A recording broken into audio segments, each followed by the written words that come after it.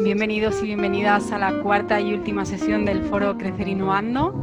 Si habéis estado en las sesiones anteriores, este foro, Crecer Innovando, se trata de una iniciativa promovida y financiada por la Generalitat Valenciana a través de IBACE, dentro de su política de apoyo al emprendimiento innovador, y que hemos organizado desde el CEI Elche junto a Creama y el Ayuntamiento de Xàbia. Bueno, durante las sesiones anteriores hemos fijado el foco de atención en las oportunidades y retos de la digitalización empresarial para mejorar nuestros negocios, y hoy cerramos el ciclo con una sesión centrada en los contenidos digitales, es decir, en cómo publicar en Internet para lograr atraer clientes. Para ello vamos a contar con la periodista y máster en marketing digital, Gemma Mateos. Buenas tardes, Gemma. Hola, buenas tardes. Bueno, Gemma, además de periodista y máster en marketing digital, es emprendedora y formadora en habilidades digitales y marketing para pymes, por lo que creo que en esta sesión os puede aportar mucha luz e inspiración en lo que respecta al marketing digital y de contenidos.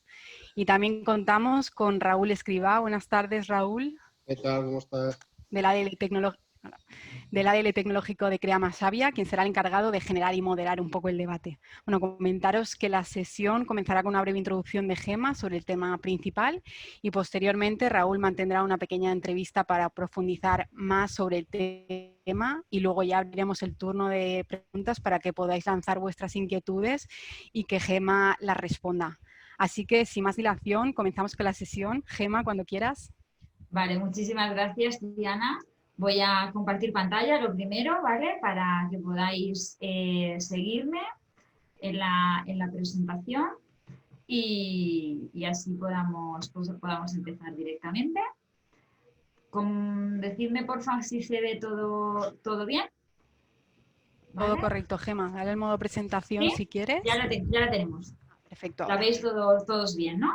Sí. Vale, pues como ha dicho Triana, mi especialidad es el marketing digital y sobre todo la comunicación digital, la redacción de textos, de contenidos digitales para pequeñas empresas y comercios. Entonces, desde hace tiempo estoy dando clase, formación para que estas pequeñas empresas, estos comercios puedan llevar a cabo ellos mismos ese trabajo de redacción que normalmente hacemos los profesionales. Entonces voy a intentar ajustarme lo máximo posible al tiempo, a esos 15 minutos que tengo para la presentación, y así me podéis preguntar todas las dudas que tenéis e ir resolviéndolas a lo largo de esta sesión. Antes de empezar, para ponernos en situación, os he querido compartir esta imagen y estas dos reflexiones. La primera es de Marshall McLuhan, que dice: el medio es el mensaje. Y para entenderla tenemos que mirar la imagen que tenemos al lado, esas figuritas que podemos ser todos nosotros, los que estamos conectados esta tarde en este webinar, y que además cada día recibimos un montón de impactos, un montón de mensajes por diferentes medios. La mayoría hoy en día son digitales o están digitalizados, es decir, median entre ellos y nosotros, entre los mensajes y nosotros, la tecnología. ¿Por qué he querido traeros en primer lugar esta reflexión? Porque esto es importante. Tenemos que ser conscientes de que nos estamos comunicando con nuestro cliente a través de un medio tecnológico, posiblemente, y la gran mayoría sea a través del teléfono móvil, y eso va a condicionar muchísimo el tipo de mensaje y la forma del mensaje que emitamos. No es lo mismo hacer una llamada de teléfono que enviar un WhatsApp, que un correo electrónico, que hacer una publicación en redes sociales, en Instagram, en TikTok, en Facebook, donde sea, ¿vale? Entonces, esto es algo que quiero que tengáis muy claro. El medio va a condicionar el mensaje, sobre todo la forma que le demos al mensaje, para que conecte directamente con nuestro cliente. Si ignoramos el medio, el mensaje va a perder fuerza. Va a ocurrir lo que nosotros llamamos que es el fenómeno del teléfono roto, que no llega, no se entera de todo lo que nosotros queremos que reciba el receptor del mensaje. Y la otra clave sería la siguiente reflexión, que es que en el contexto digital, en el entorno digital, en Internet, los mensajes se caracterizan sobre todo por ser omnicanales y emocionales. ¿Esto qué significa? Pues significa, volvemos a la imagen, que recibimos el mismo mensaje por diferentes vías. porque yo sigo a una empresa en Facebook, también estoy suscrita a su newsletter, por ejemplo, por supuesto sé dónde está o conozco su página web, puedo buscarla en Google. O sea, hay diferentes canales por los que el mismo mensaje me puede llegar. Y además ya no son canales unidireccionales, es decir, en los que yo emito un mensaje y el receptor lo recibe, sino que además son bidireccionales. ¿Qué significa? Que quien recibe el mensaje me puede dejar un comentario, me puede dejar una reseña, me puede contestar, me puede bloquear, me puede dejar de seguir o empezar a seguirme, ¿vale? Entonces, esa es la omnicanalidad. Y la emocionalidad es algo que a veces se nos olvida, sobre todo cuando somos empresas las que emitimos los mensajes. Y es que a pesar de estar comunicándonos con nuestros clientes a través del teléfono móvil o a través del ordenador o a través de cualquier otro tipo de tecnología, de una app, se nos olvida que estamos hablando con personas y que para poder conectar con cualquier tipo de persona, por supuesto en el tú a tú, pero también a través de la tecnología, la emoción es fundamental. Cuando hablo de emoción no estoy pensando en hacerle llorar o de hacerle reír, estoy hablando de conectar con algún tipo de emoción que hay en el receptor de mi mensaje, ¿vale? Cuando leí esta frase me acordé y pensé, la tengo que llevar a la sesión, porque esto es una gran verdad. Lo decía Maya Angelou, pero es que es cierto, y si pensáis en vosotros mismos veréis que es verdad. Olvidamos lo que la gente nos dice, por supuesto olvidamos lo que la gente hace, pero nunca olvidamos lo que nos hacen sentir. Eso vale para las personas, pero también vale para los productos y sobre todo para las marcas.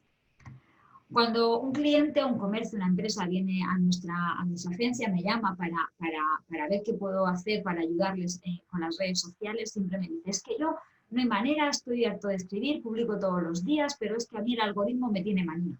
Y entonces cuando yo hago un análisis, a veces exhaustivo y a veces por encima de las redes sociales o de la comunicación en el entorno digital en general, me doy cuenta de esto y me parece muy gráfico. A veces pensamos que es el algoritmo el que nos tiene manía y no nos damos cuenta de que son nuestros mensajes que son aburridos.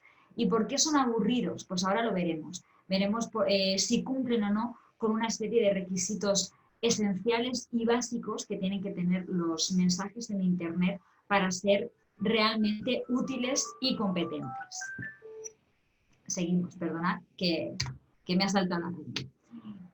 Mirad, hoy vamos a hablar básicamente de dos técnicas que se utilizan en la redacción digital, en el entorno digital, que son el storytelling y el neurocopywriting, ¿vale? Son dos palabras en inglés, que suenan mejor en inglés que en castellano, es lo que tiene, lo siento, pero en realidad lo vamos a entender muy fácil. El storytelling viene a ser como el arte de contar historias, pero no penséis que para escribir un post en Facebook hay que ser escritor y escribir una novela. Se trata de contar una historia, de estructurar el mensaje en formato de historia, siempre con un fin. Y el fin va a ser seguramente que nos compren. Pero eso no puede ser un mensaje tan directo. Tenemos que construir un mensaje, una pequeña historia, un pequeño relato con esa finalidad. Eso sería el storytelling. Esta definición que he cogido es de Carlos Sales, por si os interesa profundizar más en el tema.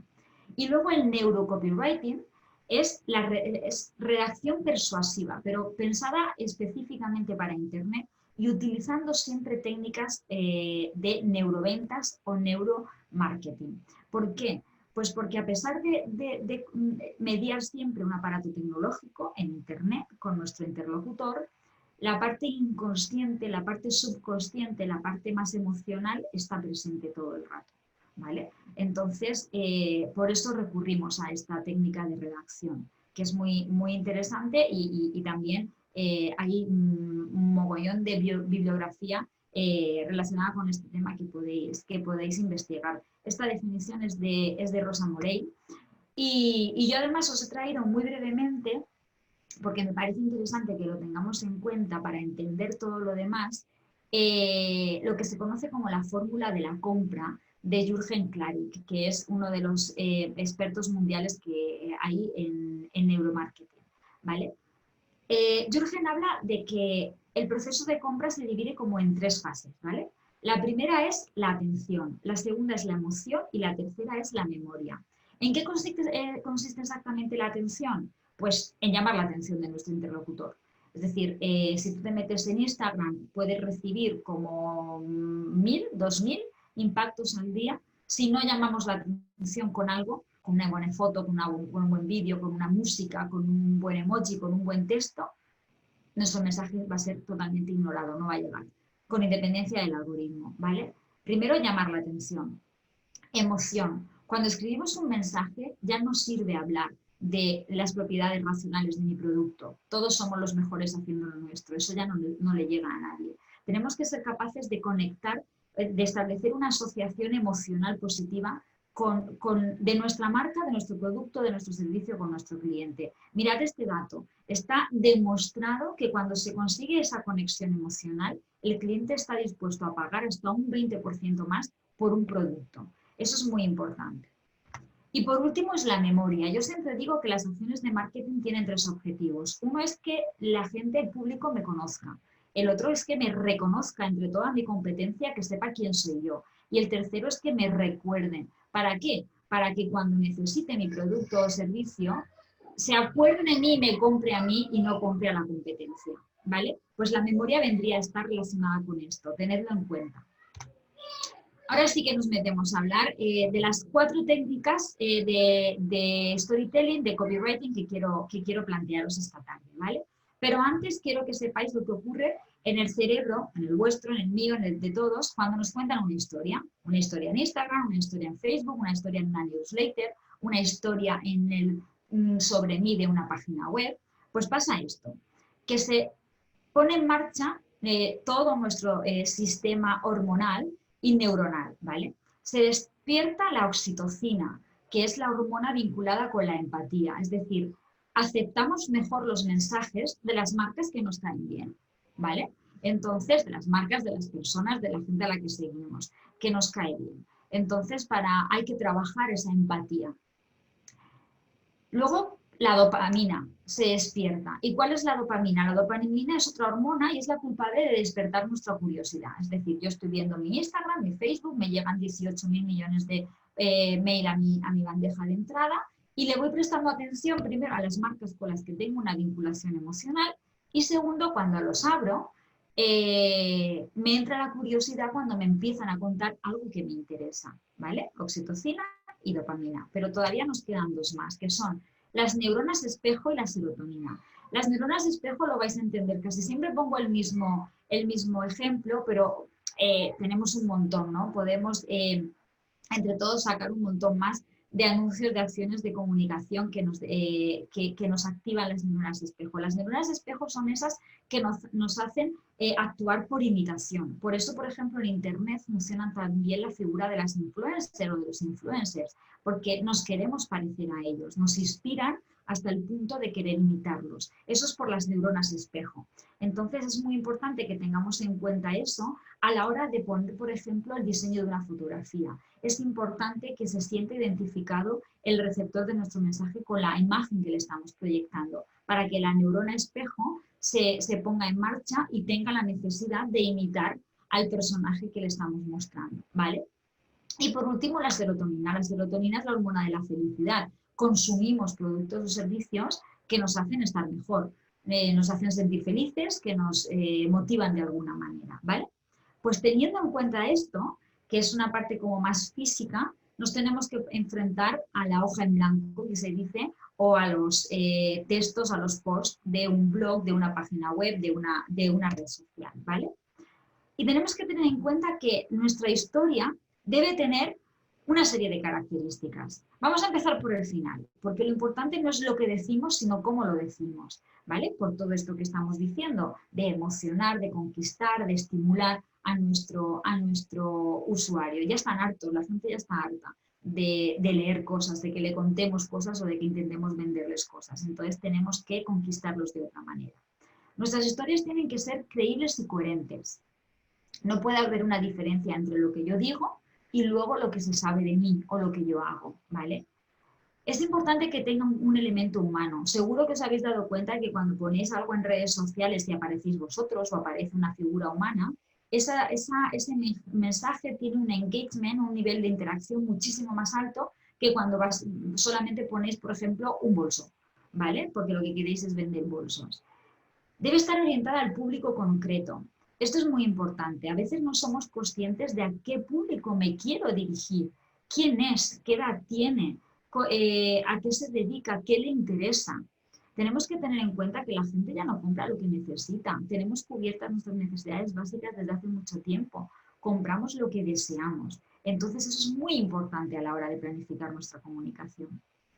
Tiene que ser mensajes fáciles de recordar. Yo he leído textos que son larguísimos, y no porque sean larguísimos son infumables, sino porque dan tanta cantidad de información, tanta cantidad de mensajes, y cuando lo he leído digo, vale, ¿y qué me quería decir? Porque no me he enterado de nada, ¿vale? Menos es más, siempre en redacción. Quedaros con la versión más corta. Nos gustan las metáforas, los símiles, nos gusta imaginar por esas neuronas espejo que hemos dicho antes, y entonces vamos a utilizarlos en nuestros textos, ¿vale? Nuestros textos no pueden ser planos, no puede ser una emisión de palabras sin interés, tiene que haber puntos álgidos y bajos, tiene que haber puntos de inflexión, puntos de interés. Vamos a evocar a las emociones, vamos a dejar de hablar del producto, vamos a dejar de hablar de la razón, vamos a evocar a cosas que nos inspiren, que inspiren a nuestro público. Vamos a hablar en positivo. Yo también hablamos muchas veces, y más por ejemplo en esta época en la que nos encontramos de confinamiento, hemos visto muchos mensajes en negativo. Las historias en positivo emocionan, conquistan, atrapan muchísimo más, ¿vale? Y luego vamos a hacer uso de todos los recursos que tenemos, que son emoticonos, tipografías, diferentes colores, palabras en negrita, en mayúscula.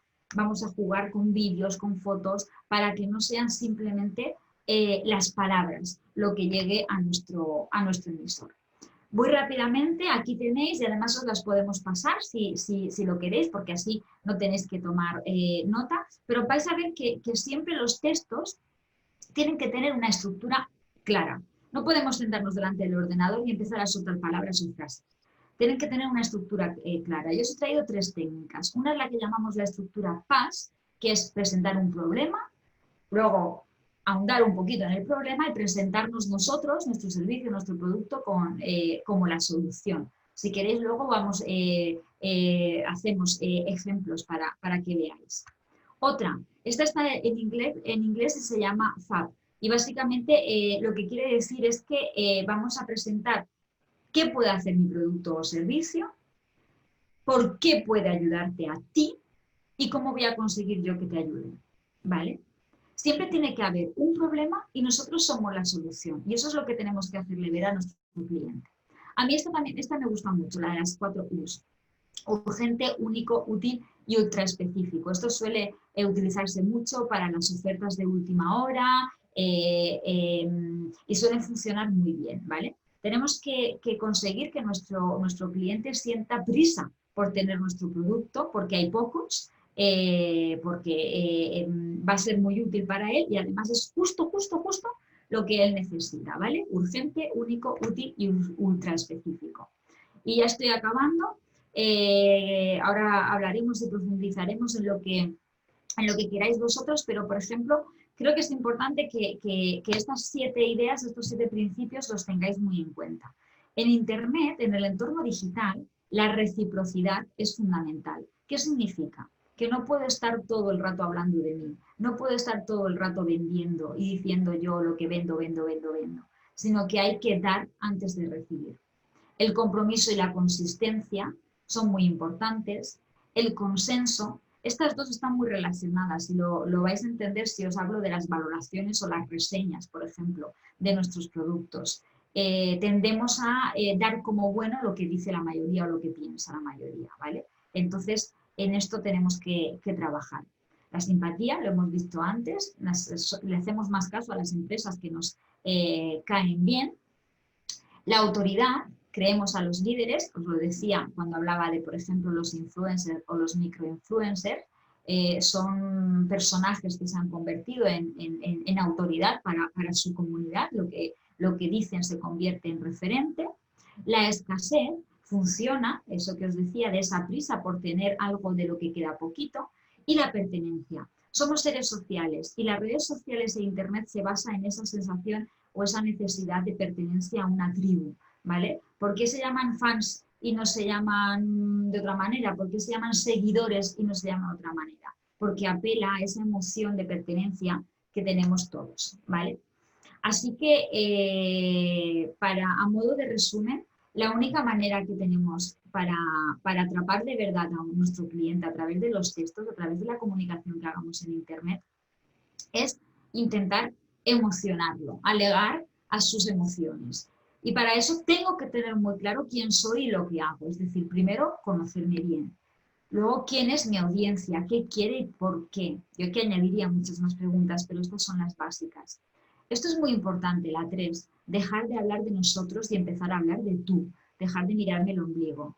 Luego es importante decidir el tono de nuestra voz, de nuestro mensaje en redes sociales o en el contexto digital.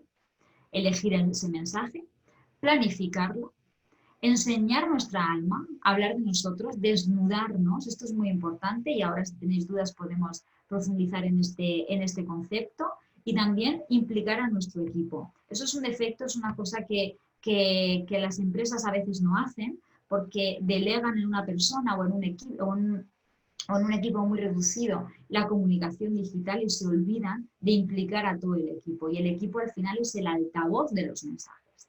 Así que me he pasado, Triana, lo siento, he intentado ajustarme lo máximo posible, me he pasado, Que va, no te preocupes. creo, me parece interesante todas las pilares, las claves que hemos dado, porque creo que pueden ser debatidas entre todos para poder construir esas herramientas o poder decidir cuál es la mejor manera de hablarle a nuestro cliente en el entorno digital para captarlo de verdad. Ahí tenéis mi correo electrónico si alguno tiene alguna duda y también en redes sociales, que en esto, como siempre dice, en casa de Herrero, cuchillo de palo. Yo no las tengo tan actualizadas como me gustaría, porque para eso dedico mi tiempo a actualizar la de mis clientes, pero bueno, ahí me podéis seguir y preguntar, sobre todo preguntar lo que queráis. Pues muchas gracias, Gemma, de verdad, por esta pincelada y que nos ha abierto pues, un poco el apetito, ¿no? Para seguir profundizando, como bien has dicho. Yo sí que querría preguntarte pues, algunos temas, ¿no? que has abordado, y es de qué manera, vamos a lo práctico, ¿no? De Venga. qué manera el copywriting, ¿no? ayuda a obtener resultados tangibles a las empresas. A ver, el copywriting es una herramienta práctica y que hay que aplicar siempre a la hora de redactar. ¿Por qué? Porque nos da la clave de construcción de los mensajes de manera más efectiva, ¿vale?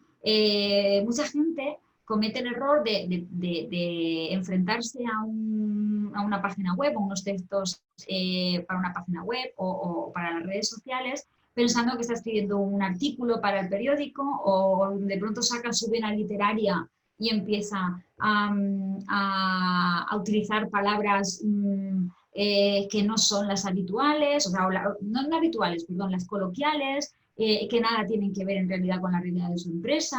Entonces, el copywriting vendría a ser algo así como las reglas que tiene que cumplir un texto para que realmente sea eficaz.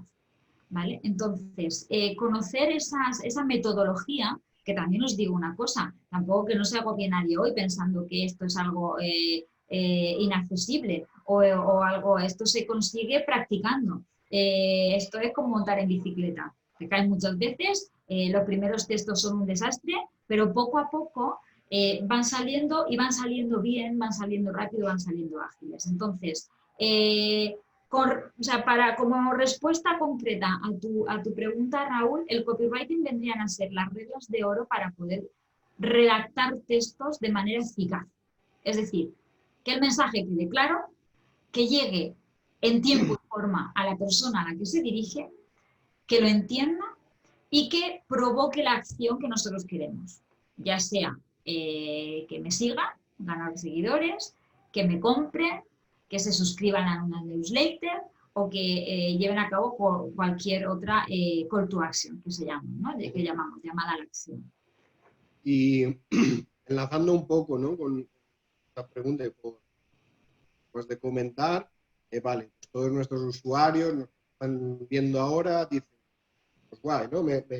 arromango y voy al lío, ¿no? Y te preguntas, Gemma, ¿por dónde empiezo? Lo primero que tengo que hacer, ¿qué sería? Vale. Has dicho que debo practicar, que la bici funciona dando pedaladas, pero ¿ahora qué? ¿Qué hago? Vale, pues mira, lo primero que tenemos que hacer es lo último que he dicho en la presentación. Si os acordáis, no sé si la podemos recuperar,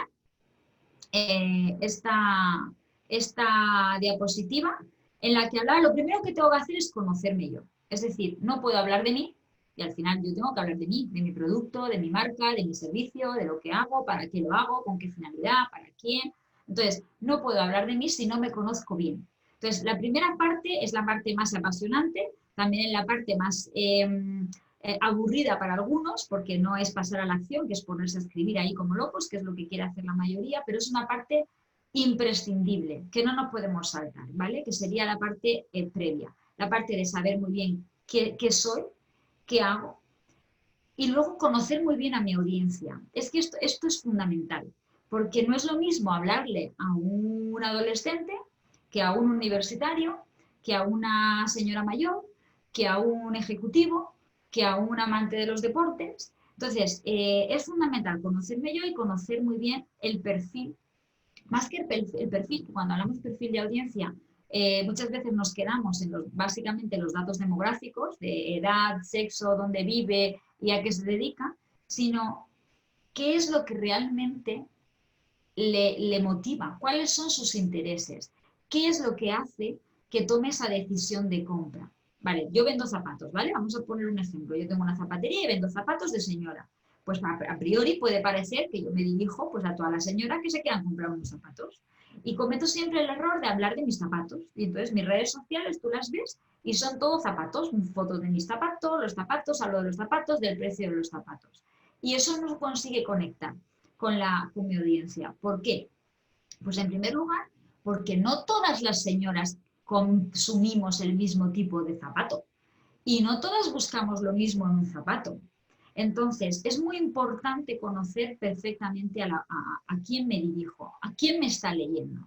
Otro de los errores que cometemos en Internet, Raúl, es que queremos tener muchos seguidores, muchos seguidores, porque sí, porque creemos que eso es lo que hace que tengamos más visibilidad. Y es verdad que los seguidores nos dan visibilidad, por supuesto. Si no tuviéramos seguidores, pues no nos vería la gente. Pero el problema es saber qué tipo de seguidor tengo. Mira, te voy a poner un ejemplo más práctico. Justo la semana pasada con una clienta, estoy haciendo, porque me decía, es que publico mogollón, y tengo siempre muy poca interacción. Y viendo el perfil de seguidores que tiene y el tráfico de su web, los seguidores que ella tiene en Internet no tienen nada que ver con el público al que ella se dirige. Porque el contenido que está haciendo no tiene nada que ver con lo que ella quiere. O sea, tiene que ver con lo que quiere vender, pero no con quién lo puede comprar. Entonces ella, por ejemplo, se dirige a una mujer de 35 a 45 y vimos que sus seguidores, su perfil de tráfico de audiencia en la web, por ejemplo, era de 18 a 25. Claro, es imposible que encontremos, al menos en los próximos 10 años, que son de 25, cumplan los 35, que encontremos el punto de encuentro entre mi mensaje y mi buyer persona, ¿vale? Por eso es tan importante la parte previa a la redacción. Conocerme a mí y conocer muy bien a la audiencia. Luego, otro requisito, planificar. Con esto también soy muy pesada. No podemos ponernos delante del ordenador a las 9 de la mañana porque todavía no ha abierto la tienda, porque es la hora en la que yo puedo conectarme, abro Facebook, digo, a ver, ¿qué pongo hoy? Busco una foto más o menos bonita y me pongo a hablar. Eso no tiene ningún sentido. Estamos hablando de que si queremos obtener resultados profesionales tenemos que utilizar las herramientas digitales de manera profesional.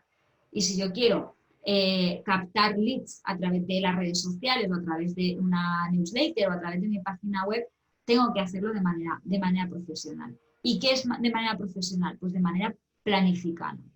Tengo que tener muy claro qué tipo de mensaje quiero mandar, para qué los quiero mandar, es decir, qué objetivo tengo que cumplir con esos mensajes y con tiempo. A ver, yo estoy hablando de que nosotros, por ejemplo, en la agencia, y ahí hay muchos métodos, cada community lo hace de una manera, pero normalmente planificamos a una semana vista, ¿vale? O sea, los mensajes que van a salir la semana que viene los planificamos esta semana, porque tengo una semana de maduración, de mejora de mis mensajes. Tengo muy claro qué quiero contar y los voy construyendo. Y además puedo adelantarme, si ocurre algo que no tenía previsto, pues puedo adaptar el mensaje. Entonces, conocerme a mí, conocer muy bien a mi audiencia y planificar muy bien los mensajes, porque la improvisación es muy mala, es muy mala. Y bajándolo, pues casi que en todas estas líneas, ¿no? Te voy a poner un poco fíjate lo que tengo detrás. Detrás es Xavia, Sí. ¿no? Es muy conocida, pero sin embargo ahora se ha abierto el turismo, ¿no? Y estamos en esa fase que todos queremos captar ese turista. Bueno, sí, algunos no, pero queremos captar ese turista nacional que venga, ¿no? Y esto es precioso, y Javi es preciosa, yo la llamo Xavia la guapa, pero ¿cómo diferenciar? ¿Qué le daría, por ejemplo? Si te pongo en un entredicho, ¿no? En un brete, si te pido, dame un storytelling para, por ejemplo. Para vender Javia. Sí. A ver, el problema es que tendría que hacer esa fase de investigación que te digo. Es decir, tengo que conocer cuáles son las fortalezas de Javia, ¿vale? Y luego, sobre todo, tengo que saber muy bien a qué tipo de turista quiere atraer Javia. Porque no es lo mismo atraer a viajeros del inserso que a familias con niños, que a parejas de desconexión, que a amantes de los deportes náuticos. En función de a quién queramos atraer, Yo, tendré por que ejemplo, apelar a unas emociones u otras, mira, ¿vale? pues nosotros tenemos un proyecto que se llama el Beach Working, y lo que hacemos es la atracción del talento digital. Por tanto, Ajá, vamos dirigidos a nómadas digitales. a nómadas digitales, vale. Bueno, hacerte un storytelling así en directo no voy a poder, porque ya te digo que hay que trabajar con método. Pero si me das un día en el que pueda investigar y pueda organizar las ideas, es que además me gusta que me hagas esta pregunta, como decían en la tele, porque es el claro ejemplo de lo que no se puede hacer, Raúl. Es que no Claro. se puede improvisar, o sea, se puede. O sea, yo podría ahora escribirte un post y hablarte de que si tienes talento, buscas inspiración o estás cansado del entorno en el que estás, vente a Javia y refresca tus ideas, ¿vale? Pero eso no sería eficaz para nadie, porque sería un texto que sí lo podíamos hacer más o menos bonito aquí entre todos, nos podría quedar amable y gustosico, como yo digo, pero en realidad si no nos lo compra nadie, si no conecta con nadie, no nos vale, es un mensaje vacío. Entonces, precisamente es un ejemplo de lo que no se puede hacer. Es improvisar un storytelling sin datos. Y los datos son qué quiero contar, qué es lo que elijo contar, porque también eso es otra cosa. No tenemos que contar todo lo que soy o todo lo que hago, debemos seleccionar el mensaje que quiero emitir, ¿vale? Entonces, ¿qué elijo contar? Y sobre todo conocer muy bien a quién se lo quiero contar, el qué lo mueve a tomar esa decisión de compra. Sí, ha sido un poco de provocación a ritmo de tweet, ¿no? Como va todo este siglo XXI. Sí, No claro. obstante, sí que te preguntaría las herramientas, ¿no? Que sí que utilizáis, o qué herramientas pueden utilizar la gente que nos está escuchando, pues. Vale, ¿para la investigación te refieres o para la redacción? Sí, para la redacción. Para la redacción, bueno, a ver, para la redacción para mí es las las tres técnicas que os he planteado son técnicas que utilizamos nosotros. Es decir, cuando construimos un mensaje, decimos, vamos a ver, el más rápido es el de problema, agitación y solución, ¿vale? El PAS que hemos dicho. Es decir, pues tienes una boda y no quieres acabar con los tacones en la mano, pues tengo las sandalias perfectas. Es decir, tengo el problema, he ahondado un poquito porque me he imaginado a esa mujer con los tacones en la mano al final de la noche, pues ya no puede más, que prefiere que le corten los zapatos, los pies antes de seguir con ese dolor, y le planteo la solución, ¿no? Entonces, esa es una de las técnicas que mejor funcionan y que es más sencilla de aplicar. Pero también tengo una recomendación, y es que nos quedemos siempre con la versión más corta de los textos, porque menos es más, lo he dicho antes. hemos dicho que los mensajes tienen que ser cortos, tienen que ser concretos, para que sean recordables. Yo siempre digo que dejemos que la gente le ponga los detalles, le ponga las flores a la historia. Además, nos gusta cuando contamos, nos cuentan algo y luego lo contamos, siempre lo vamos adornando.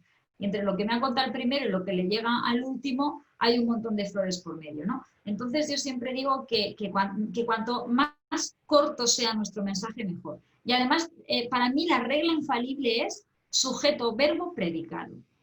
Tenemos la costumbre de que cuando nos ponemos a escribir, nos enfrentamos a un texto, queremos demostrar lo bien que escribimos.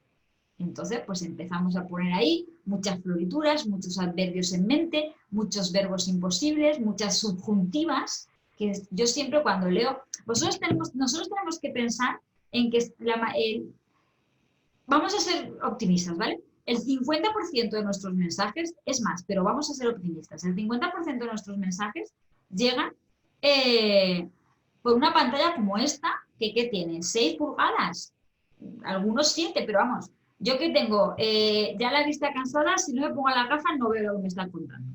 Entonces, eso es una premisa fundamental. Nos van a leer por el móvil o con el ordenador. Entonces, no podemos empezar a hacer textos que sean tan retorcidos, tan en tirabuzón, que no sean capaces de entenderse al primer golpe de vista.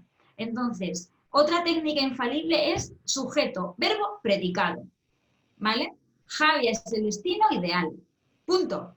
Javi es el destino ideal para ti.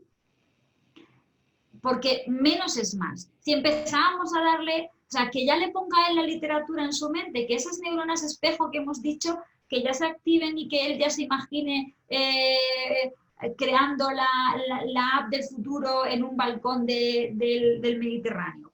Pero que esa imaginación, vamos a dejarle este papel al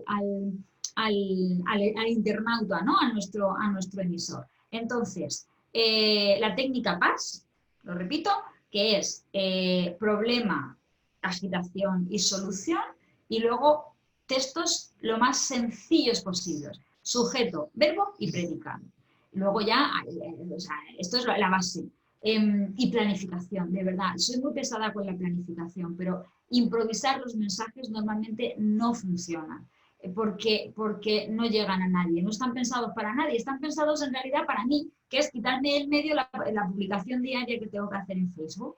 Entonces yo publico cuando me interesa a mí, no cuando le interesa a mi usuario, a mi seguidor, a la persona que me pueda estar buscando, ¿vale? Entonces, si tuviera que elegir 2 técnicas, por hacerlo fácil y sencillo para gente que no tenga formación en redacción, estas 2, sujeto, verbo, predicado y la PAS. Vale, pues Gemma, te preguntan también por aquí en el chat de preguntas y respuestas que ya que has hablado de técnicas de herramientas, ¿no? de redacción, que si puedes contarnos pues las de investigación y también si pudieras dar algún ejemplo de neurocopywriting y sobre todo ya casi al final pues un poco de bibliografía, ¿no? Un poco de chicha pues para profundizar, ¿no? en el... Vale. Bueno, bibliografía hay mucha, empezamos por el final, ¿vale? Bueno, esta es otra técnica importante. Recordamos lo que leemos al principio y lo que leemos al final. Y esto es así, funcionamos así. Nuestro cerebro funciona de esta manera. Lo que está en medio lo perdemos, porque entendemos que lo importante está al principio, cuando han llamado nuestra atención, y al final a modo de conclusión, ¿vale? Entonces, nada, me ha surgido recordároslo por esto, porque empiezo por el final. Bibliografía hay mucha, ¿vale? Yo os podría recomendar cualquier libro, tanto de Carlos Salas, que he hecho referencia a él, como de Rosa Morey, que son expertos en storytelling, ¿vale? Entonces, el arte de escribir historias, por ejemplo, de Carlos Sala, es muy sencillo, es cortito y yo creo que puede ser una buena aproximación. Y luego a mí, de neurocopywriting, me gusta mucho, que bueno, no es tanto de neurocopywriting como de neuromarketing, pero para mí es que es la base. Si no tenemos la base de neuromarketing no podemos aplicarlo, no podemos llevarlo a la palabra, no podemos traducirlo en palabras. Que es de Jürgen Klarik, que es vende a la mente y no a la gente, ¿vale? Para no abrumar, yo creo que con estos 2 libros podemos tener una buena aproximación y ya empezar a partir de ahí un libro no, nos va a llevar a otro, a seguir investigando si nos interesa el tema, ¿vale? Luego, técnicas de investigación. Mirad, hay muchísimas técnicas de investigación, la mayoría son profesionales y son pagadas. Con algunas contamos nosotros y otras agencias, suelen basarse en el Big Data, es decir, el comportamiento del internauta, saber por dónde se mueve, ahí está mapas de calor que se pueden aplicar a las web para saber exactamente qué textos han enganchado más y qué textos han enganchado menos. Pero como yo voy a partir de la base que la mayoría de la gente que nos está siguiendo no tiene acceso a este tipo de herramientas porque son caras y porque no las va a rentabilizar, os voy a decir una técnica que es infalible y además es gratis, que es preguntar. Así de sencillo.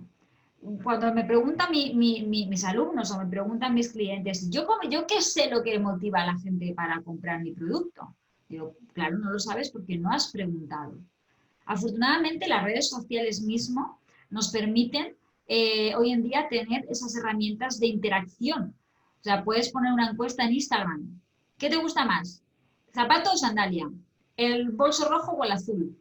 ¿Qué necesitas que las encuestas, las preguntas, se han puesto muy de moda el lánzame una pregunta, por ejemplo, en Instagram, en los stories de Instagram. Eso es una herramienta valiosísima de investigación de mercado y además es gratuita. ¿Por qué? Porque nos va si somos capaces de analizar el perfil de las preguntas que nos hacen, vamos a saber claramente qué es lo que realmente le interesa a nuestro público de nosotros o de nuestro producto. Entonces, la técnica es preguntar. Insisto, antes recuerdo que cuando empezábamos hacíamos los famosos focus group, que juntábamos a personas que eran representativas de ese sector del mercado y les íbamos preguntando y les planteábamos. Ahora tenemos una herramienta que son las redes sociales. Mostramos y preguntamos.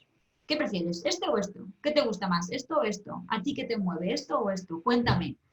Aquí la clave está en que el cliente se siente importante y se siente importante si le prestamos atención, si le dedicamos tiempo, si le demostramos de verdad interés por lo que le interesa, por lo que le preocupa, por lo que necesita y adaptamos nuestro servicio, el producto a lo que él quiere, a lo que nos está diciendo. Pues también os digo una cosa, preguntar y luego hacer oídos sordos, eso no nos vale como técnica de investigación. Pero si utilizamos las respuestas que nos dan nuestros seguidores, nuestros clientes potenciales, para adaptar nuestra comunicación o adaptar incluso nuestro producto o nuestro servicio, tenemos una herramienta de investigación potentísima y además gratuita y al acceso y al alcance de cualquiera de nosotros. Pues la verdad es que muchas gracias Gemma por todo lo que nos has aportado.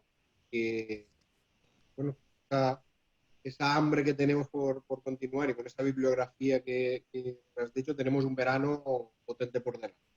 Bueno, otra cosa que quiero decir, Raúl, que no se me olvide, esto a lo mejor que puede parecer que estoy hablando así como muy en abstracto, pero solamente tenemos que pensar en nosotros como usuarios, ¿vale? Como usuarios de Internet y de redes sociales, de herramientas digitales en general, y pensar qué es lo que nos mueve a nosotros. Entonces, dejar de mirarnos el ombligo. Esto es muy importante. Lo poníamos por ahí en alguna diapositiva, el dejar de hablar de mí y empezar a hablar de tú. En el entorno digital, que como digo, suele ser una pantalla mediante o lo llevamos todo el día en el bolsillo o en el bolso, es algo muy íntimo, es algo muy cercano, es algo como muy de mí mismo. Entonces, tenemos que dejar de mirarnos el ombligo, porque las reglas del juego de Internet son distintas a las del negocio físico.